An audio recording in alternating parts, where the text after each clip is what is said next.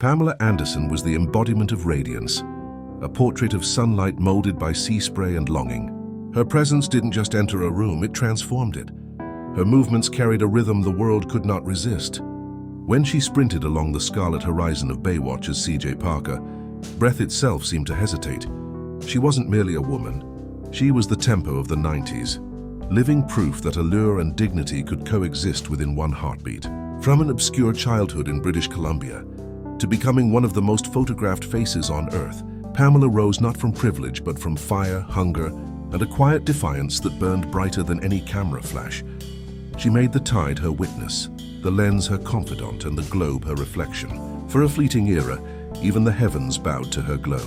Yet beneath that beauty, storms gathered, silent battles and heartbreaks layered beneath the shimmer. 9 loves lost, 5 vows broken, and 1 illness that threatened to extinguish her light.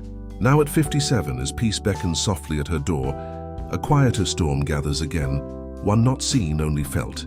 Before we begin, take a moment to honor Pamela Anderson, the woman who turned fragility into art, pain into poetry, and every fall into a rise worth watching.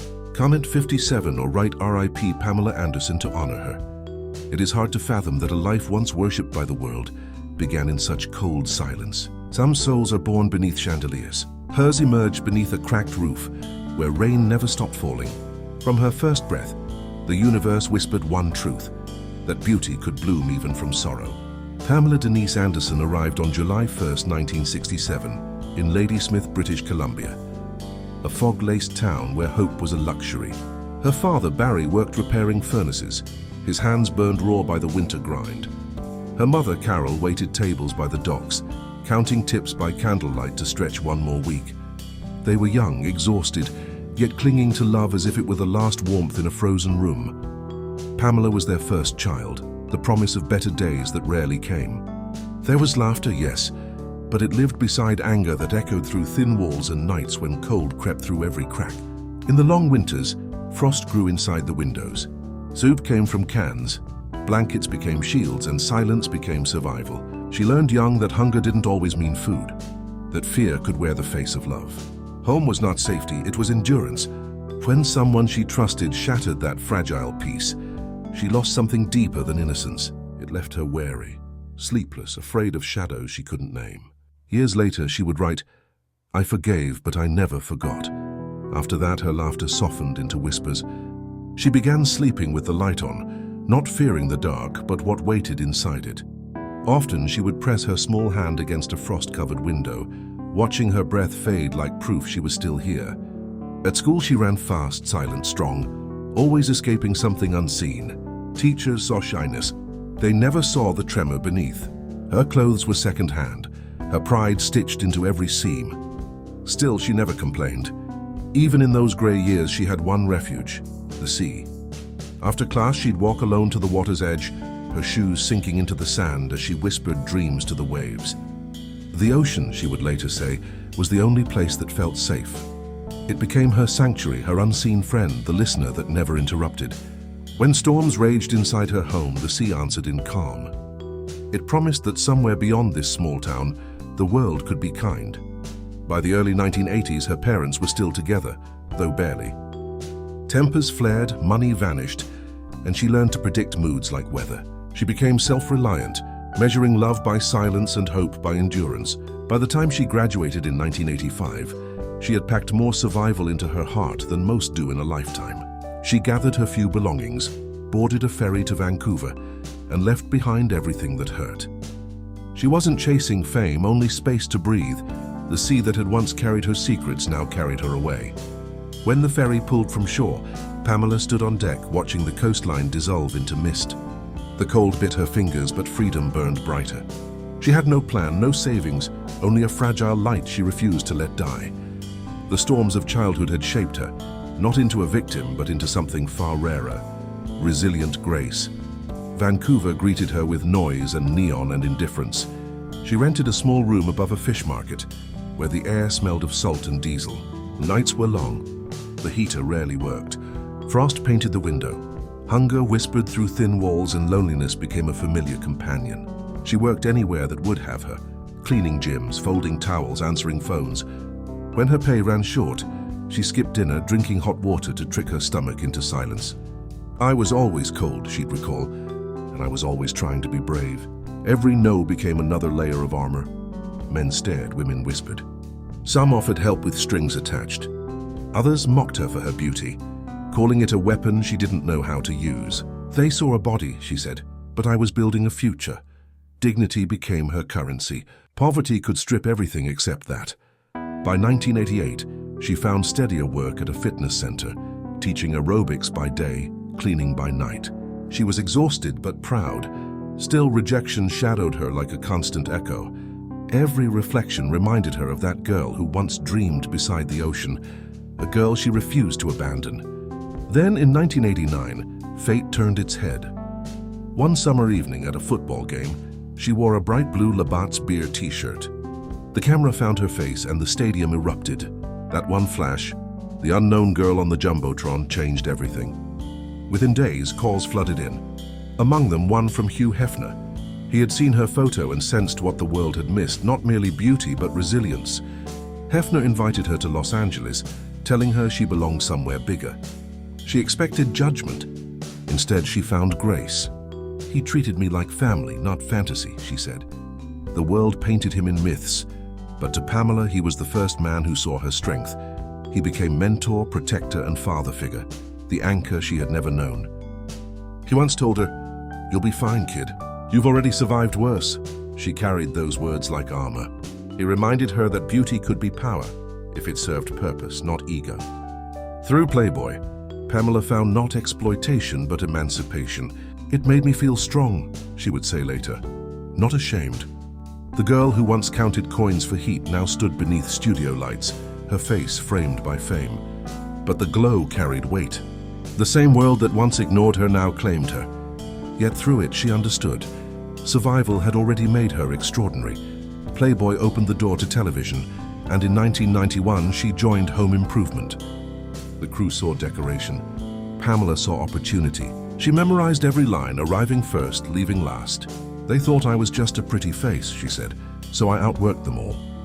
Even then, Hollywood rewarded her lightly, $11,000 per episode for a show that reached millions. Respect, she learned, cost more than beauty. Then came 1992, the red swimsuit, the sunlight, the slow motion that would define an era. Baywatch turned her into an international emblem. At its peak, 1 billion people watched. From Tokyo to Rio, her image glowed across posters and calendars. She earned millions, but every dollar was paid in exhaustion. Long days beneath the sun, endless takes, endless running. The cameras never stopped, she recalled. Even when they weren't rolling. The world saw perfection. She felt fatigue. Success had flipped. Now it was chasing her. When she starred in Barbed Wire in 1996, it was her leap toward legitimacy. But when the film failed, critics mocked her mercilessly. She took the blow with quiet grace. "You can't be fearless without getting hurt," she said. The laughter didn't crush her. She'd heard worse before. By 1998, she returned with VIP, not just as an actress, but as producer, a woman now calling her own shots. For 4 seasons, she reigned, building a fortune and reclaiming her story. "I stopped waiting for permission," she said. "I gave it to myself." But triumph didn't silence the ache. Fame devoured privacy. The tabloids turned her life into spectacle. Money came and went. Peace did not. "People think fame saves you," she wrote later. "It doesn't. It only shines a light on everything you tried to hide." Yet she kept building, kept surviving. From a small-town girl who once patched her shoes with tape, Pamela Anderson became proof that beauty born from pain can rewrite its destiny. Comment 57 or write RIP Pamela Anderson to honor her. When the cameras dimmed and applause grew thin, the ache for something quieter took over, a wish not for crowds but for one pair of eyes that would truly see her. She had conquered the skyline of fame, yet the rooms inside her heart stood empty. The world mistook bright for whole. Pamela, who had turned storms into light, now longed for tenderness that did not require performance. And then, like a match struck in a dark room, came Tommy Lee. Wild spirit, pulse of drums, a man made of volume and velocity. They collided in early 1995, sparks leaping higher than reason. 4 days later, foreign sun on their shoulders and waves tugging at the shore, They said words that tried to outshout gravity. Barefoot vows, salt air, laughter. Those first minutes were golden and reckless. The kind of happiness that refuses to be practical because it knows it burns too bright to last long. Their home in Malibu became an echo chamber of rhythm and soft mornings. Coffee steamed beside open windows, the sea scribbling its endless letters in foam. He worked beats into the walls. She swayed a child in her arms, a lullaby of ocean and drum. In 1996, Brandon Thomas arrived, a soft thunder that changed every room. In 1997, Dylan Jagger followed, a second star that taught them how light multiplies. This was not the set of a show or the angle of a camera. It was a kitchen light at 2 a.m. It was laughter spilling down a hallway. It was small hands clutching bigger ones. For a time, blessed, almost still, love made sense. She wrote later that for once she wasn't acting. She was living, but the same fire that ignites can blacken. The world pressed its ear to their windows. Fame, with its greedy appetite, crept into their closets, their calendars, their sleep. Arguments began like flares and ended like weather.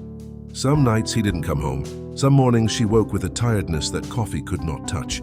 Jealousy and scrutiny set up camp in the spaces where trust once stayed. Love kept trying to speak.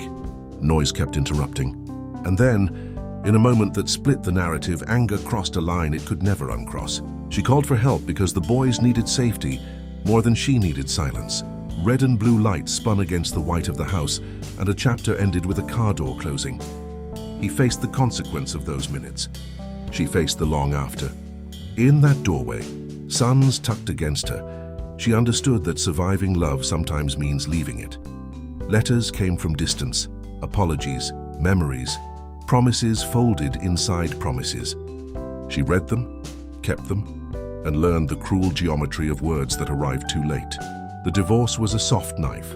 She asked for less than paper allowed because peace weighed more than property. The boys became her north, their small voices mapping each day.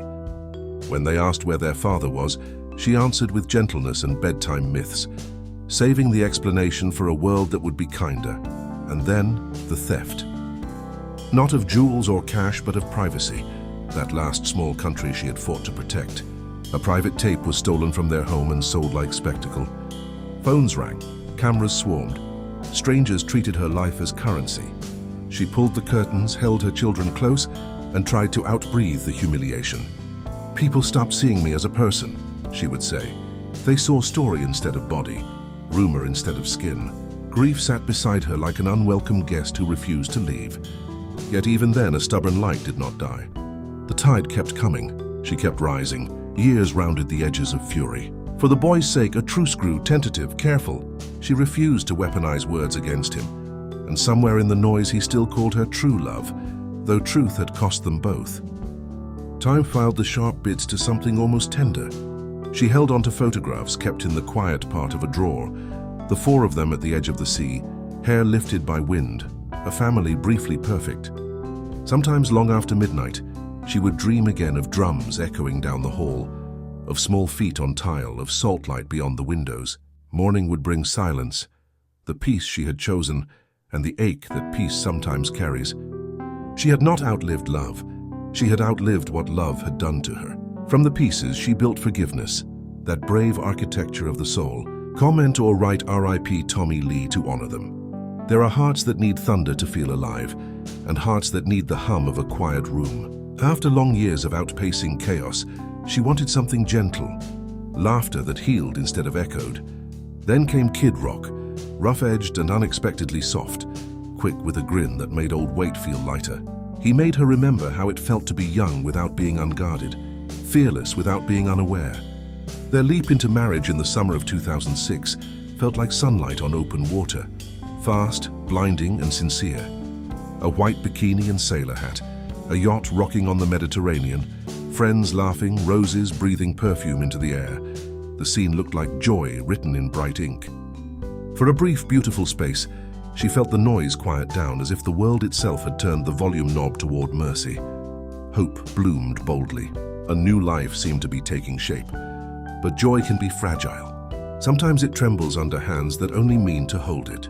When she lost the baby that autumn, the room went still. The ceiling hummed. The hospital bracelet lay unworn, a small circle of grief that closed around everything. It wasn't only losing a child, she would write. It was losing the life I had just started to imagine. She needed a steady hand, a harbor. He, overwhelmed, fell into silence. Sorrow can make strangers of us all. Days thinned into nights that would not sleep. She tried to keep quiet, hoping quiet would fix what words could not. But silence does not mend. It only hides the broken edges until they cut again. One evening, the world turned a spotlight where she least expected it.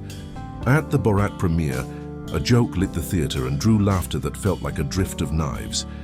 He stood, fury bright in his eyes, words rising above the crowd. The moment tore open what grief had barely stitched. Afterward, home felt like a hallway of echoes. Rooms answered questions with more questions. Weeks later, she filed for divorce. 122 days. It is possible to count the days love tried to be forever. The tabloids called it drama. Inside her chest, it was the plain weight of sorrow. She kept her blame on a short leash. We were both broken, she allowed.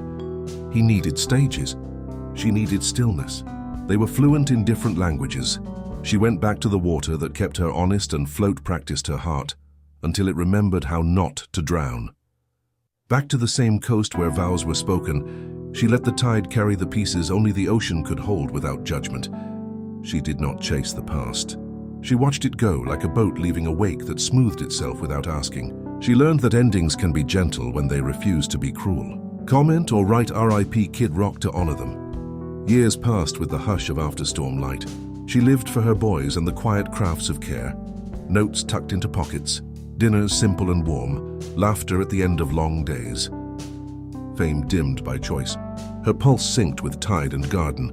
The world would see her now and then, but mostly she chose rooms where no one clapped. And then, as if time were a circle, she crossed paths again with Rick Salomon. He was familiar and unpredictable, a gambler of cards and perhaps of hearts. In Las Vegas, neon buzzing like nerves, they decided to leap without choreography or chandeliers. Between performances of a magic show, they said, "I do," with a kind of half-silly courage only exhausted souls can muster. It was a spark of happiness thrown like confetti into a vast night. Happiness, when born inside exhaustion, can mistake quiet for peace. Soon the rooms grew thin. Mornings turned into question marks. She folded papers that meant ending and set them down without ceremony. There were no grand speeches, only a private hush and a door that clicked softly behind her. Time worked on both of them. 6 years of living, mothering, working, healing, softened corners and taught them new sentences. When they tried again in 2014, it was not for fireworks but for calm. A vow written at sunset with the ocean as witness. For a while it resembled the life she imagined. Breakfasts rinsed in laughter, evenings paced by the tide, a domesticated kind of bliss. But serenity built on unspoken things is not serenity.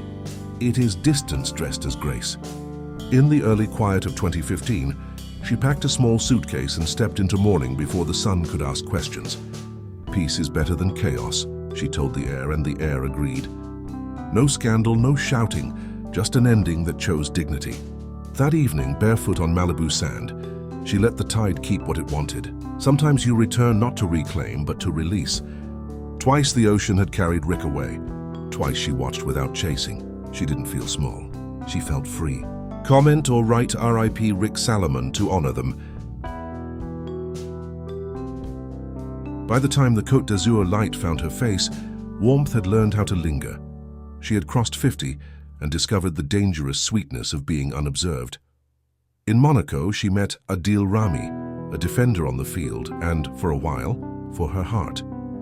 Younger by years but steady in presence, he gave her a sense of being protected, a new vocabulary for a woman who had spent decades protecting herself. She moved to Marseille and built a private rhythm, morning coffee perfumed with sea air, afternoons braided with sun and sunscreen, barefoot walks where sand kept no record of footsteps. For a time, they lived brightly and without spectacle. Matches, causes, dinners where cameras felt far away. Laughter that did not compete with headlines. Promises were made, the kind that sketch a future large enough to live inside. Yet, love, that grows out of longing, can sometimes confuse echo with answer. Small instincts began to tug. The late returns, the turned-over phone, the smile that arrived late to the face. She gave benefit after benefit because belief is a tender habit. But mirrors tell truths that hearts cannot edit. One June morning, in 2019, a message intended for another landed like a stone in clear water. The ripples touched everything. Another woman, another door, another version of him in another home. She did not scream. She did not stage spectacle. She stood by a window and watched the Mediterranean change color. That night, she packed quietly, fabric rustling, drawers accepting endings, the zipper closing like a full stop that would not unwrite itself. At the airport, she posted the sentence that carried the weight of the last 2 years. The illusion named, the story released. Her flight took her back across an ocean, back to cedars and sea fog, and the kind of silence that heals instead of erases. On Vancouver Island, she let the wind untangle what belief had knotted. In her journal, she wrote about love as a beautiful risk and belief as a dangerous one. And still, she did not harden. She learned, she planted, she walked, she breathed. Comment or write R.I.P. Adil Rami to honor them. The world grew quiet in 2020, an entire planet practicing stillness. Before the hush, a name from long ago found her, John Peters, a thread from earlier chapters woven with complicated tenderness. He had once stood near the edges of her ascent, offering guidance when the map was a blur. Their reunion felt like memory pretending to be future, sweet, spare, oddly inevitable. They held a ceremony that was more promise than law, a soft exchange of candles and warmth. Even as she smiled, a smaller voice, wise from weather, whispered that nostalgia can wear love's coat. 12 days later, they laid the moment down gently. She did not argue with fate. She thanked it for the reminder that affection can be true without needing to be forever. He spoke generously in public. She chose silence as her farewell. Comment or write R.I.P. John Peters to honor them. Winter set its hands on the world, and she retreated to the island home that had become her sanctuary.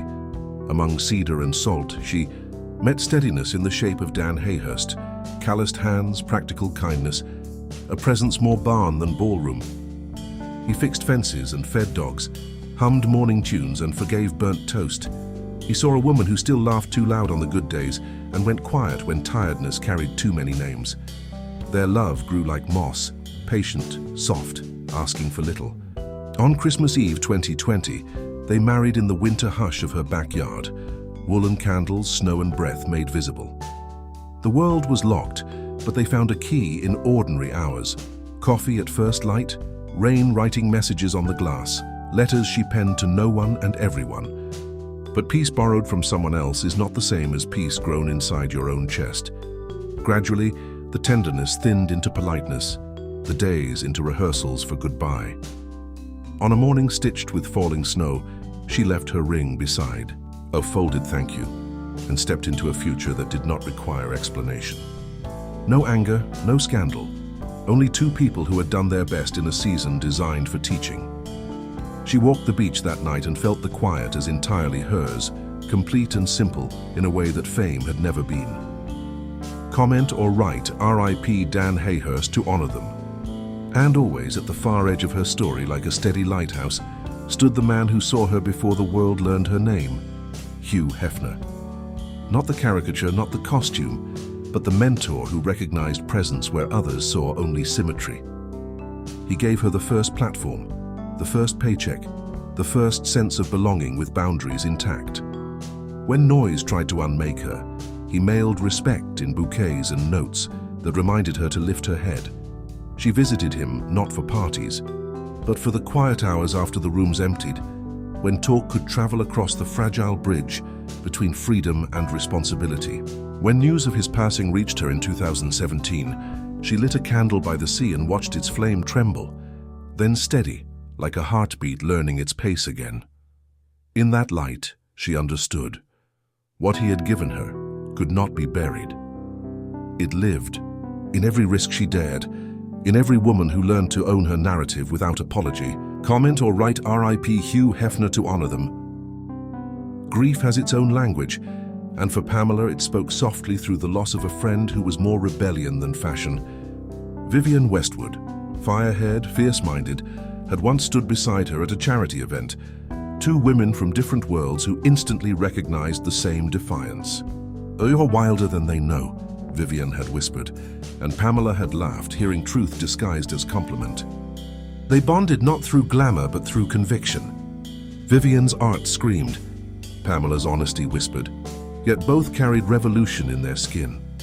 They fought for what mattered: the planet, the voiceless, the freedom to be unrepentantly themselves.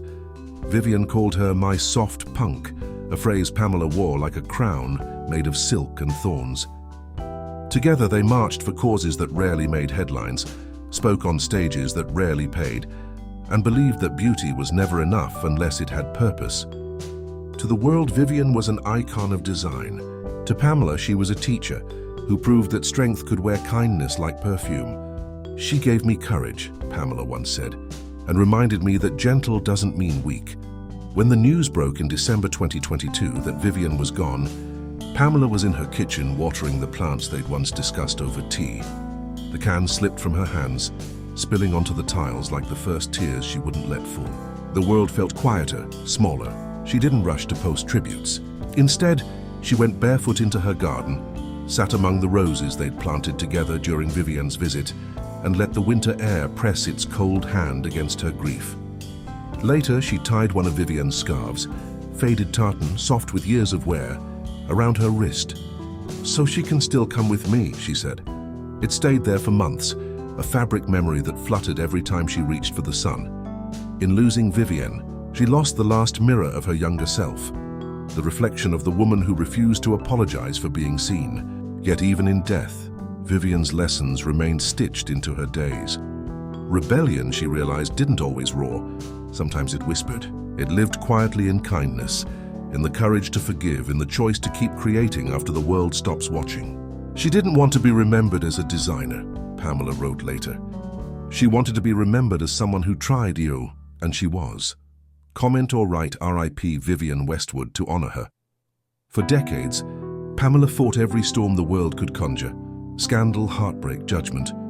Yet the fiercest battle was the one that no camera ever caught: her own body's rebellion.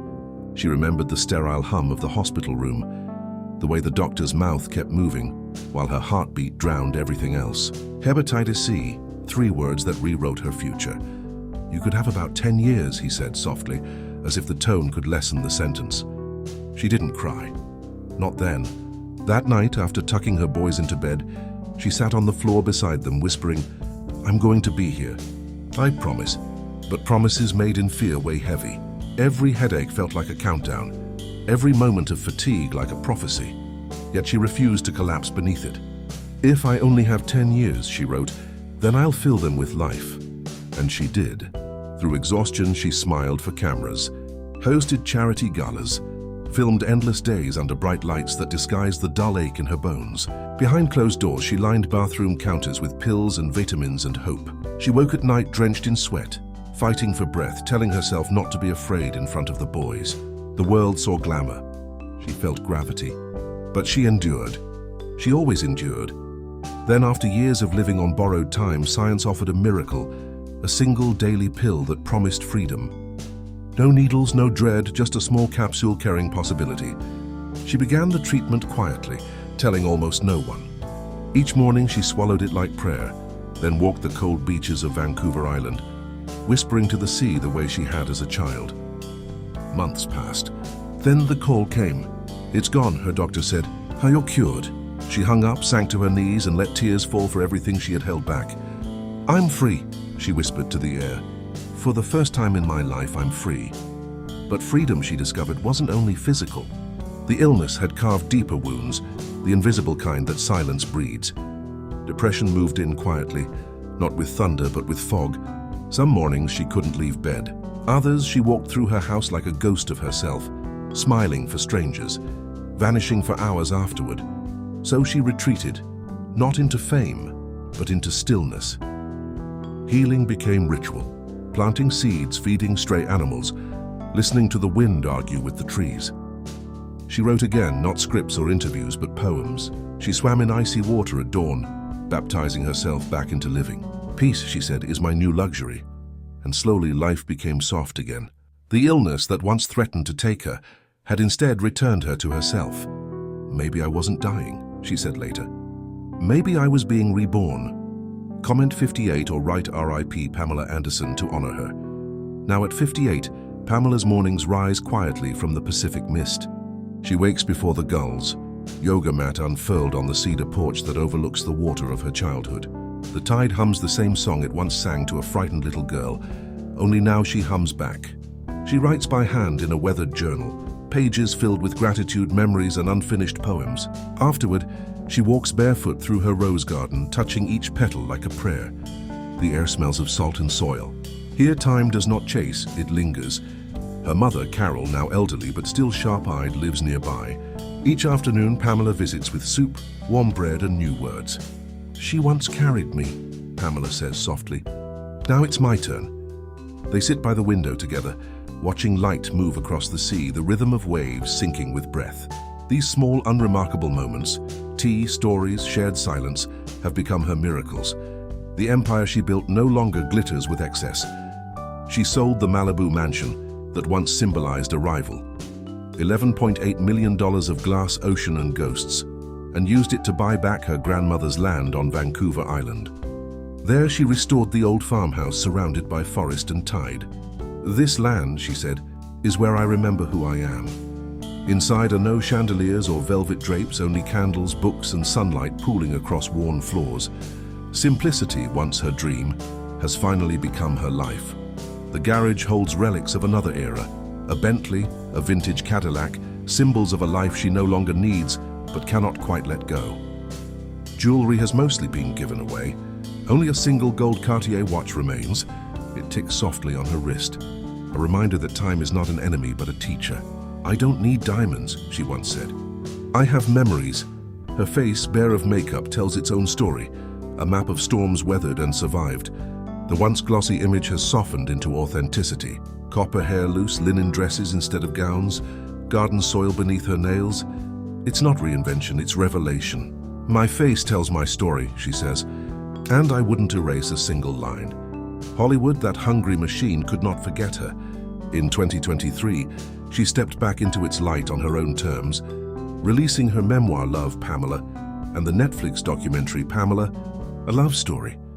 For the first time, her voice replaced everyone else's version. No scandal, no spin, just sincerity. The world listened differently now. Critics called it a love letter to survival. She called it a goodbye to shame. Then came The Last Showgirl in 2024, her most vulnerable performance yet, a story about aging, loss, and rediscovery that mirrored her own.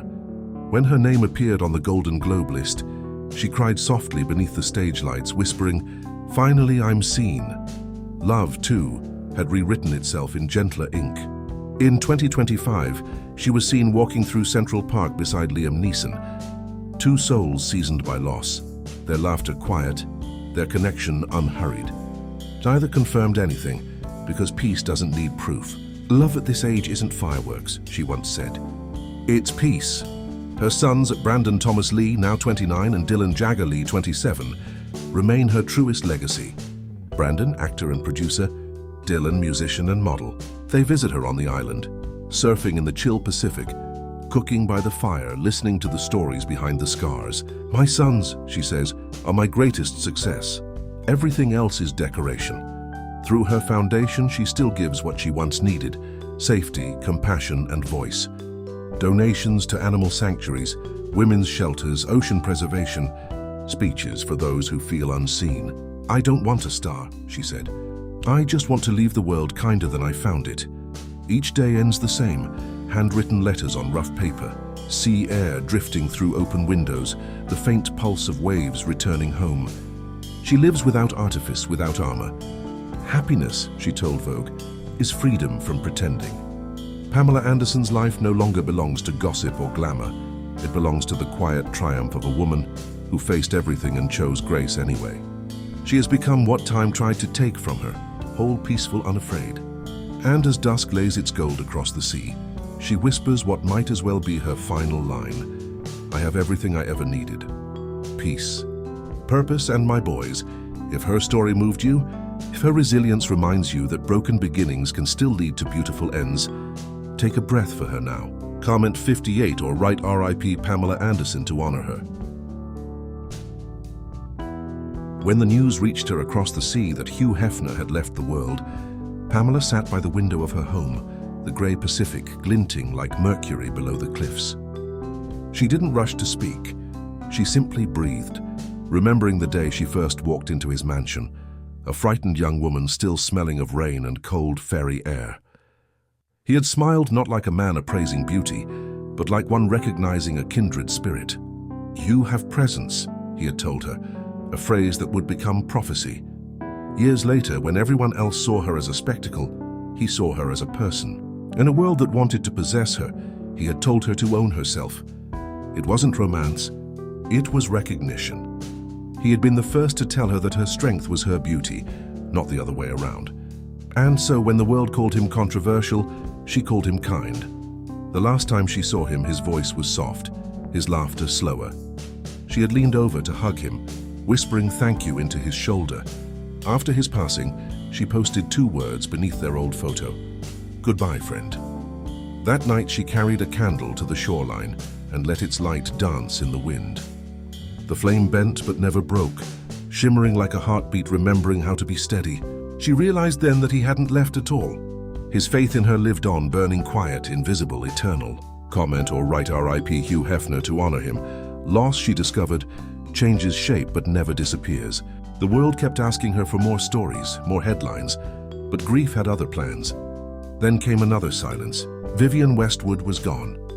The woman who had once told Pamela, "You're wilder than they know," now existed only in memory. They had met years before under London's soft rain, 2 rebels in very different armor. Vivienne with her shock of flame hair and tartan brilliance. Pamela wrapped in black simplicity, the unexpected pupil of an unlikely mentor. Their friendship had always been a dance of contrasts, Vivienne's defiant couture against Pamela's stripped-down truth.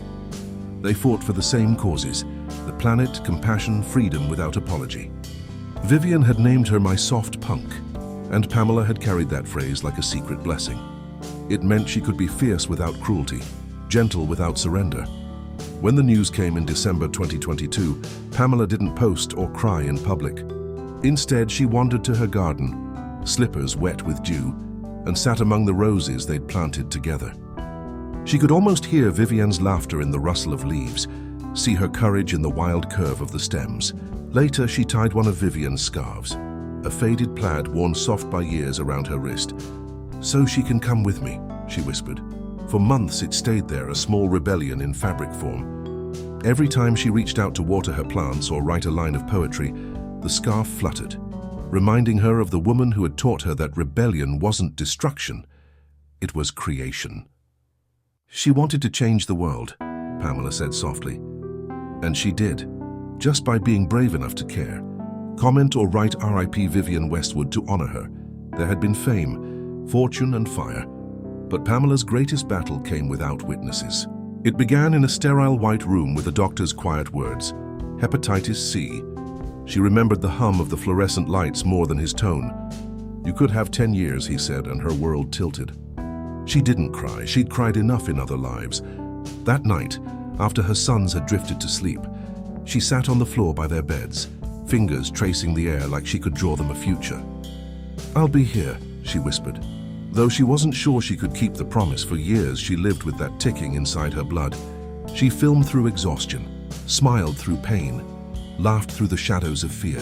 Makeup hid the tremor beneath her skin, but not from herself. Every sunrise felt borrowed, every heartbeat a defiance. Yet even in sickness she refused surrender. "If I only have 10 years," she wrote, "I'll fill them with life." And she did. Activism became her medicine. She poured her energy into saving what she could: animals, oceans, strangers. Each act of compassion was an act of self-preservation. Then came the miracle, a pill that promised freedom. No needles, no pain, just hope in capsule form. She took it quietly, without announcement. Weeks turned to months. Then one morning, the phone rang. "It's gone," the doctor said. "You're cured." She hung up and sat still for a long time, staring at her hands as tears blurred the world. "I'm free," she whispered, and the air seemed to agree. But freedom came with echoes. Illness had taught her stillness, but it had also left behind invisible scars.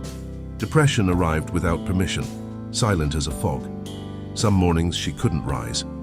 Others she walked barefoot through her garden, talking to the soil like an old friend. Healing, she learned, wasn't loud. It was repetitive, patient, tender. She found salvation in rhythm, planting seeds, feeding stray dogs, swimming in cold seawater until her breath returned. She wrote again, poems about forgiveness, about finding light without performance. Peace, she said once, is my luxury now, and in that peace she was reborn. Maybe I wasn't dying, she wrote later. Maybe I was just finally waking up. Comment 58 or write RIP Pamela Anderson to honor her. These days her mornings rise slowly over Vancouver Island, the same horizon that once held her childhood fears. She wakes with the gulls, practices yoga on her wooden porch, and listens to the sea she's always loved. The wind brushes through her hair, silver light glinting off the water. Her journal rests open on a table carved by time, filled with notes, reflections, and fragments of poetry. Her mother, Carol, now fragile but smiling, lives nearby. Pamela visits daily, cooking simple meals, reading aloud from her own pages. She took care of me once, Pamela says. Now it's my turn. Together they watch the sun melt into the ocean, their laughter small but real. It is the kind of happiness that never needed witnesses. The woman who once embodied spectacle has traded it all for simplicity. She sold her Malibu mansion, glass and glamour exchanged for a piece of land wrapped in forest and sea. The same land her grandmother once walked barefoot. There she rebuilt the old farmhouse, filling it with books, candles, and soft light. This, she says, is home. The garage still holds relics of other lives, a vintage Cadillac, a silver Bentley, silent reminders of how far she's come. The jewels are gone, given away with intention. Only one piece remains, a gold Cartier watch from her Baywatch years. It doesn't count hours anymore, it counts grace. Her face, now unpainted and honest, tells her story better than makeup ever did. Copper hair loose, linen dresses brushing the floor, garden soil on her fingers. My face tells my story, she says, and I wouldn't erase a single line. In an industry obsessed with youth, her choice to remain natural became its own rebellion. In 2023, she stepped back into the light on her own terms. Her memoir, Love, Pamela, and the Netflix film Pamela, a love story told the truth unvarnished. For the first time, the narrative was hers. Critics called it raw, redemptive, and deeply human. It's not about scandal, she said. It's about survival. Millions watched, not out of curiosity but admiration. Then came The Last Showgirl in 2024, a role about rediscovery and aging that mirrored her own story.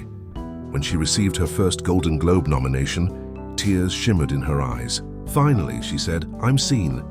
Love, too, returned in gentler form. In 2025, she was often seen beside Liam Neeson, two people who had known both loss and grace. Their connection was quiet, unhurried.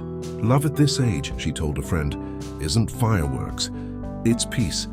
Her sons, Brandon and Dylan, now men with their own paths, one in film, one in music, remain her proudest legacy. They visit often, surfing the cold Pacific, cooking by the fire, laughing over old stories.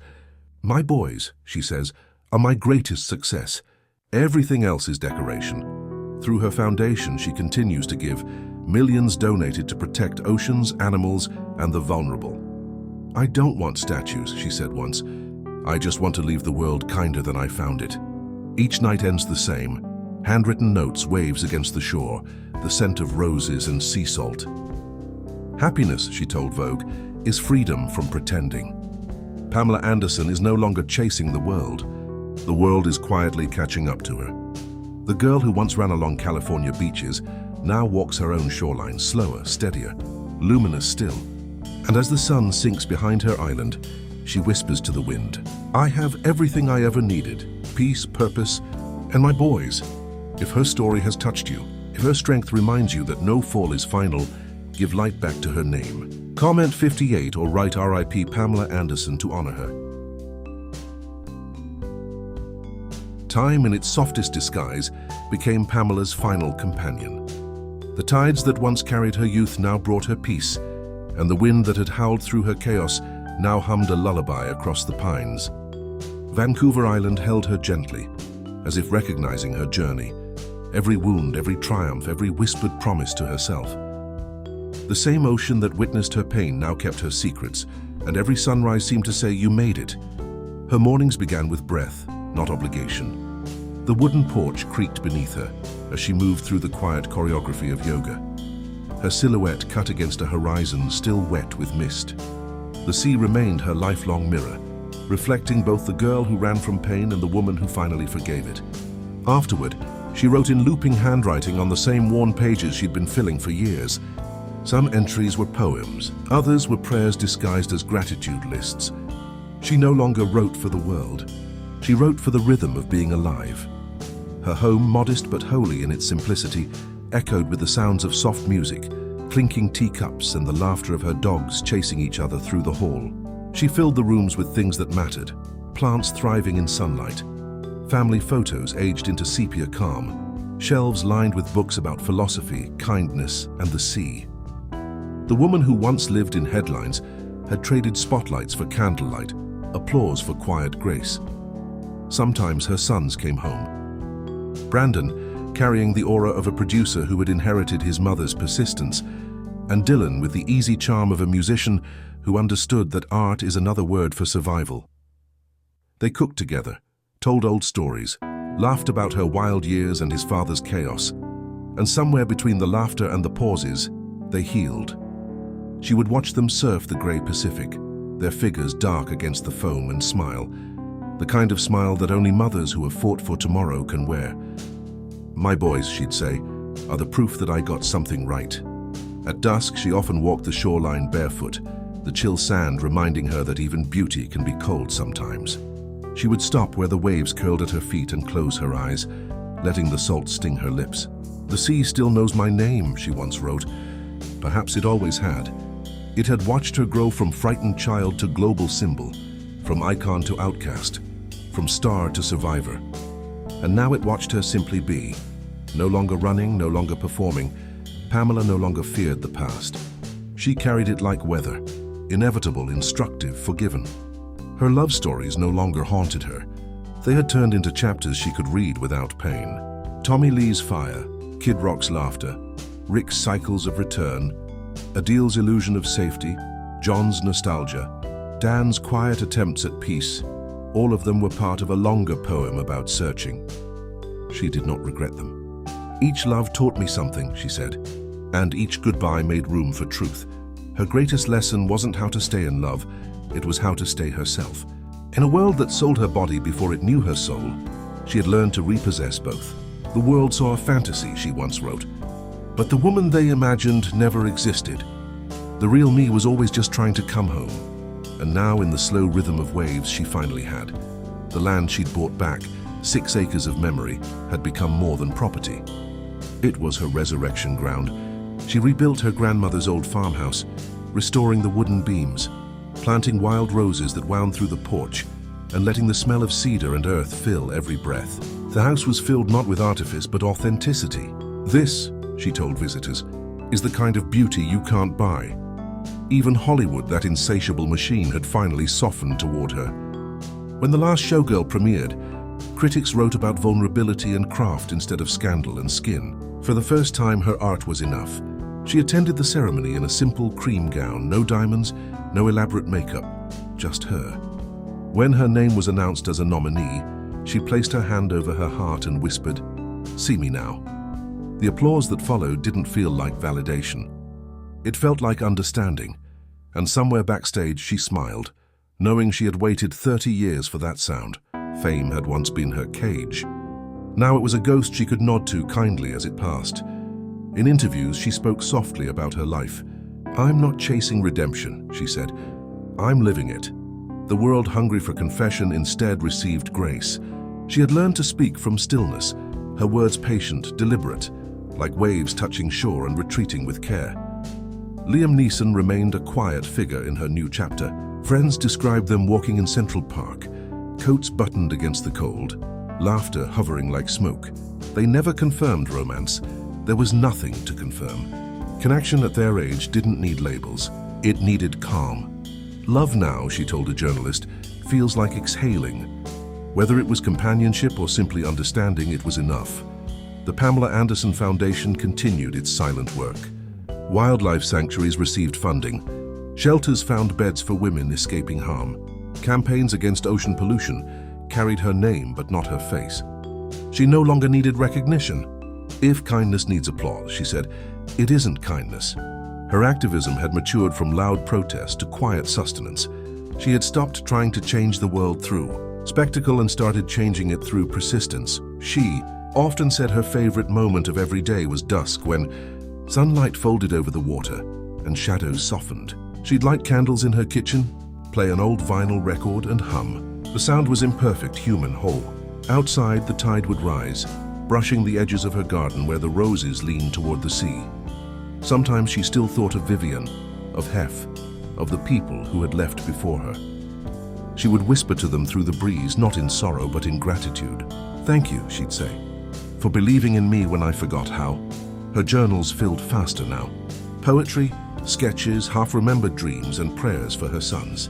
They'll have their storms, she once wrote, but they'll know the way home. I've shown them where it is.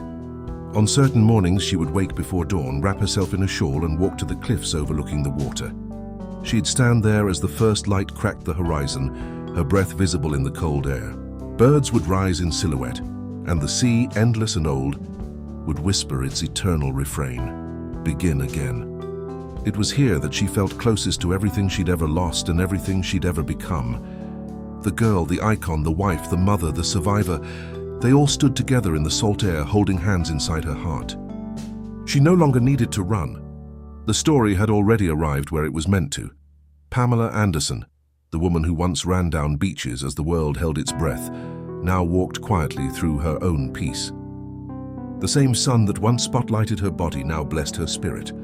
She had outlived shame, outlasted gossip, and turned every wound into wisdom. Her life was no longer about being seen. It was about seeing the world, the waves, herself. Maybe, she said one evening, the secret to everything is just to love without needing to be loved back. As night fell across the island, the sea exhaled softly against the rocks. Somewhere in the darkness, a candle burned in her window, a small, steady flame refusing to fade. It was her light, her symbol, her story.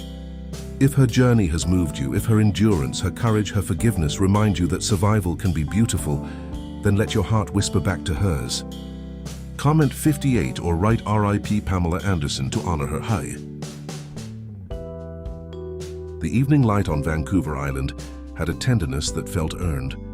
It arrived slowly, spilling like honey through cedar branches, softening everything it touched. Pamela would often sit by her window, tea cooling between her palms, watching the last of the sun dissolve into the sea. The silence wasn't empty, it was alive, humming with memory. Every reflection on the water carried a ghost of who she had been. The girl in Ladysmith, the woman in red on the world's screens, the mother still counting blessings instead of regrets. She didn't crave noise anymore. There was a time when cameras flashed and headlines chased her shadow, but that had faded like a storm rolling out to sea. What remained was truth. She was no longer the image that others had sculpted, no longer a mirror for fantasy. Now she was simply Pamela, barefoot, weathered, luminous in her quietness. I used to run toward the light, she wrote in one of her journals. Now I just let it find me. In the mornings, she moved through her house like a whisper, feeding the dogs, opening windows, letting the smell of the ocean drift through each room. Her roses, once small, had grown wild and unapologetic, leaning against the house as if trying to see what peace looked like. She smiled at their defiance. Maybe they had learned it from her. Her son's laughter echoed sometimes through the hall, old songs playing from Dylan's phone. Brandon teasing her about how she still wrote on paper instead of screens. She'd laugh, pulling them close, telling them the truth that only age can teach. You can't edit real life.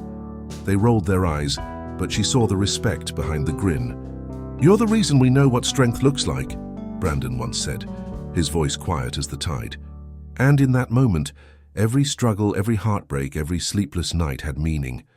Pamela often walked the island trails in solitude, wrapped in an oversized shawl, her hair tangled by wind. Locals greeted her softly, as if afraid to disturb her peace. She'd smile, nod, and keep walking, her eyes fixed on the horizon. The sound of gulls, the crash of surf, the whisper of pine needles. These were her applause now. In the rhythm of nature, she found something fame could never offer. belonging. "The ocean doesn't care who you are," she'd say. "It only cares that you show up." And she did, every day like a ritual. Sometimes she wrote poems in the sand, letting the waves erase them. Sometimes she whispered names, Tommy, Vivienne, Hef, into the wind, not as ghosts to mourn, but as chapters that had made her story complete. She no longer feared aging. Each year etched its own wisdom into her reflection. The mirror was no longer an enemy. "I used to think beauty was something I could lose," she told a friend. "Now I see it's just something that changes shape." Her copper hair caught the sunset, her skin carried the map of her life, and in every line lived a memory she had earned the right to keep. The house itself had become an altar to simplicity. Books lay open on tables half read. Candles flickered beside framed photographs. A record player hummed softly in the corner, playing jazz or the kind of music you could only listen to alone. She no longer needed the world's validation. The applause had been replaced by the sound of rain. On quiet nights, she wrote letters she never mailed, to old friends, to past lovers, to her younger self. "You did your best," one began, "even when the world misunderstood you." She told the girl she once was that survival didn't mean hardness, it meant grace. That forgiveness was the last form of freedom left to find. And that love, even when it breaks you, still leaves you better than before. Sometimes she reread the old letters Tommy had written from prison. The ink faded, the paper folded and refolded. She didn't read them for pain anymore. She read them for understanding. "We were two wounded kids pretending to be adults," she had said once, and it was true. She had forgiven him long before he asked for it. Forgiveness, she realized, wasn't about letting others off the hook. It was about untying herself from the weight of memory. Her nights were longer now, but not lonely. The sea kept her company, its breath rhythmic against the rocks. In the distance, lighthouse beams cut across the fog, steady and patient. Sometimes she thought of them as reminders, small lights working tirelessly for strangers. Maybe that was what she had become too, a quiet signal in the dark, proof that even broken beginnings could lead someone home. When insomnia visited, she wrote by candlelight, pages scattered across the table. Words spilled out in verses about time, about motherhood, about how fame had tried to erase her but couldn't. "Light means nothing," she wrote, "if you don't know what it costs to shine." And under those words she signed her name, not as a signature, but as a promise. The day stretched gentle and golden into the years that followed. Pamela rarely traveled now. The world came to her. Interviewers who made the trek to her island always left quieter than they arrived. They expected nostalgia. They found wisdom. "What do you want to be remembered for?" one asked. Pamela smiled, tucking a strand of hair behind her ear. "Kindness," she said. Just that. When journalists mentioned her past headlines, she didn't flinch. She'd laugh, a soft sound filled with acceptance. "That was another life," she said. "But every version of me was trying to love something." Her activism continued like an undercurrent, steady, unseen, vital. Donations made quietly, lives changed invisibly. The Pamela Anderson Foundation grew without fanfare, supporting causes that no longer needed her face, only her faith. She believed now that goodness didn't have to be loud to be real. Her garden flourished. Roses bloomed even in the cold, stubbornly alive. She said Vivienne would have loved that. Her dogs aged beside her, each one a companion in the slowing rhythm of her days.